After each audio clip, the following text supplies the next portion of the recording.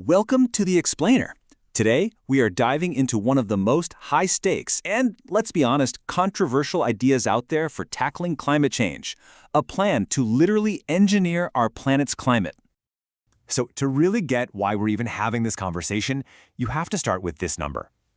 50 billion tons. That's roughly the amount of carbon dioxide humanity is pumping into our atmosphere every single year. I mean, what does 50 billion tons even look like? It's almost impossible to picture. But try this. If you could somehow solidify all that CO2, make it as dense as concrete, we'd be building a column that stretches 20 kilometers straight up into the sky. That's twice as high as a jet flies. And we'd build one of those every year. So facing this just enormous, relentless challenge, some scientists have started asking a pretty radical question. It's really the heart of our explainer today. If we can't seem to stop the planet from heating up, is there a way we can just slam on an emergency brake? Well, that emergency brake has a name. It's a type of climate intervention called Stratospheric Aerosol Injection, or SAI for short. And the basic idea? It's basically to create a kind of planetary sunshade. The core concept is, in theory, pretty simple. If the planet is getting too hot because of all this trapped heat, well, maybe we can cool it down by providing a little bit of shade. We could make the upper atmosphere just a tiny bit more reflective, enough to bounce a small fraction of sunlight back into space before it even has a chance to warm us up. And here's the thing. This isn't just some sci-fi theory. Nature has already run this experiment for us. Remember the eruption of Mount Pinatubo back in 1991? It blasted this enormous cloud of sulfur dioxide way up into the stratosphere. That cloud formed a reflective haze that actually cooled the entire planet by about half a degree Celsius for more than a year. Wild, right? So how would we do this on purpose? Well, the plan is basically a four-step process. First, you'd have these high-altitude aircraft releasing a gas, something like sulfur dioxide.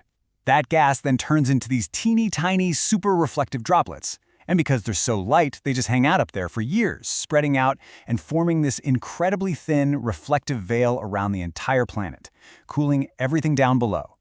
But, and you knew there was a but, with any plan to mess with the entire planet, the devil is absolutely in the details. It's not just if we do it, it's how. This isn't like flicking a switch. It's more like sitting in front of a giant, complex soundboard with 1,000 knobs, and we're not totally sure what all of them through yet. For instance, the climate models are really clear about this. Where you inject these particles matters a lot. Releasing aerosols in one part of the world creates a totally different outcome than releasing them somewhere else. And every single strategy comes with its own set of trade-offs. Okay, so check this out. If you inject these particles over the equator, it's really good at reflecting sunlight. Great. But the models suggest it could also severely mess with rainfall in the tropics, disrupting the monsoon patterns that billions, literally billions of people depend on to grow food. On the other hand, if you inject them in the subtropics, it looks like you get more even cooling and you don't mess up the rainfall as much. There's no perfect side effect-free choice here. And then there's the efficiency problem. It turns out injecting at higher latitudes is way less effective. Why? Because the air currents up there clear the particles out much faster. So to get the same amount of cooling, you'd have to pump 30% more stuff into the air, which means more cost and a bigger risk of unintended consequences, like, say, damaging the ozone layer. So this brings us beyond the pure science and into the really messy human element. We're talking about politics and security risks. Because once a technology like this actually exists, the choice to use it isn't just about climate models anymore. It's about power. And this insight from security studies it's critical. In a moment of crisis, a politician's decision to use SAI might not have much to do with scientific certainty. It might just be about the fact that it looks like you're doing something big and decisive. Think about it. Climate change is this huge, complicated, systemic problem that's tied into everything we do. It's hard to grasp, and it's even harder to fix. But CCUI, it reframes the whole thing. All of a sudden, it's not this big systemic problem anymore, it's a technical one. The planet's too hot? Well, here's a technology that acts like a global thermostat. And that idea of a techno-fix can be incredibly tempting for leaders who want to look like they're taking action. And the geopolitical risks are just profound. First, you've got termination shock. If we start doing this and then suddenly stop, all that warming we've been hiding would come roaring back all at once. Then there's mitigation deterrence. It's the perfect excuse to not bother cutting emissions, right?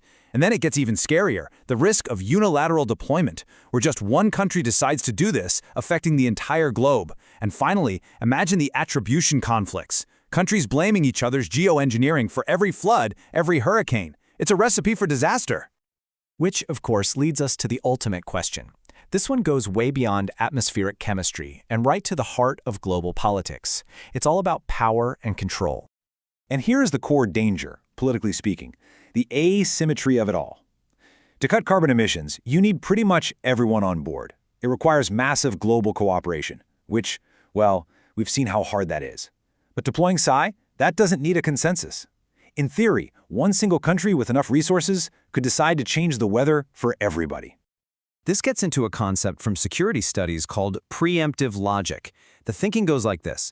When you're facing a potential catastrophe, you might feel like you have to act, even if you don't have all the information. The simple fact that this technology exists could create this intense political pressure to use it during the next crazy heat wave or superstorm. It'll be framed as a necessary emergency action.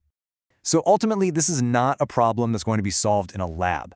The biggest challenge here isn't designing a better aerosol particle or a more efficient plane. It's a test of us, of our collective ability to manage immense power. Can we actually create a system of global governance that's wise enough and strong enough to handle a technology that can alter the entire planet? So there you have it, Stratospheric Aerosol Injection. It might be the emergency brake that saves us from the absolute worst-case climate scenarios. But let's be clear, it is a technology born of desperation. It forces us to weigh one unimaginable risk against another. It's a tool of incredible power, and the biggest question of all still remains. Are we, as a species, wise enough to be trusted with it? Because whatever we decide is going to shape the future of our world.